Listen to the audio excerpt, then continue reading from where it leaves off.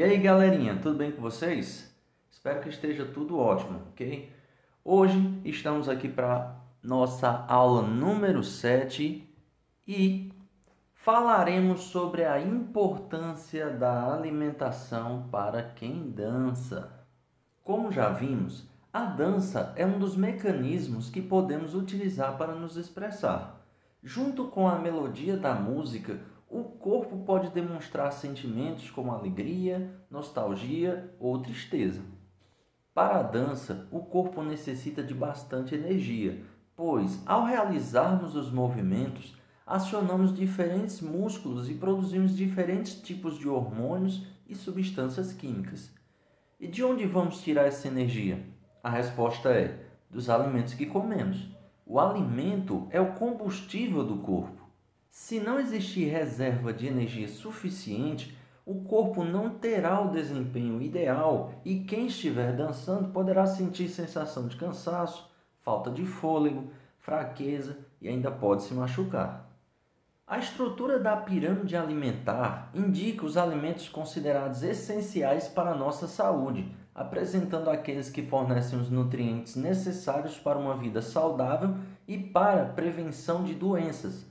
Na pirâmide alimentar, os alimentos são classificados em 8 grupos. Os carboidratos representam a base da pirâmide, indicando os alimentos que fornecem energia, pois, ao serem consumidos, os carboidratos são convertidos em açúcar no sangue. O consumo na forma integral é recomendado pelo número de fibras, vitaminas e minerais que deixam essa absorção mais lenta.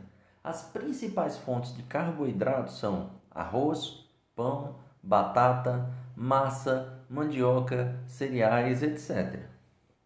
Agora, vamos falar sobre verduras e legumes. Está acima da base da pirâmide, representando as fontes de fibras, vitaminas e minerais que ajudam no controle e funcionamento do corpo.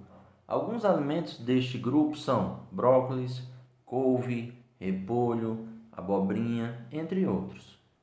As frutas estão ao lado das verduras e legumes, representando outro tipo de fonte de fibras, vitaminas e minerais.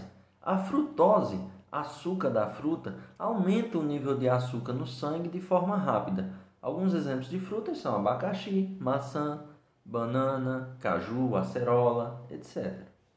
Leite e derivados. Localizado na parte intermediária da nossa pirâmide, o leite e seus derivados são uma excelente fonte de cálcio, que é essencial para a construção óssea e também dos dentes. Além disso, também fornecem proteínas ao organismo. Os principais alimentos deste grupo são o queijo, o leite, os iogurtes, etc. Carnes e ovos. Assim como os leites e derivados, este grupo está na parte intermediária da pirâmide e representa a fonte de proteína de origem animal. Os alimentos deste grupo têm como característica serem ricos em ferro e vitaminas B6 e B12, prevenindo anemias. Os principais alimentos deste grupo são peixe, frango, carne, ovos. As leguminosas e oleaginosas completam a parte intermediária da pirâmide, representando as fontes de proteína vegetal. Também são excelentes fontes de fibras. Compõe esse grupo, por exemplo, o feijão, a soja, a lentilha, castanhas. Os óleos e gorduras fazem parte do topo da pirâmide. Os alimentos deste grupo são fontes de energia e são responsáveis pelo transporte de vitaminas do complexo B. São ricos em calorias e seu consumo deve ser controlado. São alimentos desse grupo a manteiga, o óleo, o azeite. Dividindo o topo da pirâmide alimentar estão os açúcares e doces. São alimentos ricos em carboidratos simples, não possuem fibras e apresentam poucos nutrientes. Seu consumo deve ser controlado. Os alimentos que compõem esse grupo são o açúcar, o mel, o chocolate, o sorvete, o bolo, entre outros. Agora que conhecemos os grupos alimentares, segue algumas dicas de como estar com o corpo bem nutrido antes de uma apresentação ou ensaio de dança. Seja antes, durante ou depois da aula ou ensaio, nunca deixe de se hidratar. Beba no mínimo 2 litros de água diariamente, sendo que em dias quentes pode ser que aumente a sua necessidade devido à transpiração ocasionando também na perda de eletrólitos importantes, como sódio, potássio e cloreto. Antes dos ensaios ou aulas, faça uma refeição leve, que forneça fibras, as quais irão fornecer energia lentamente para os seus músculos durante os exercícios.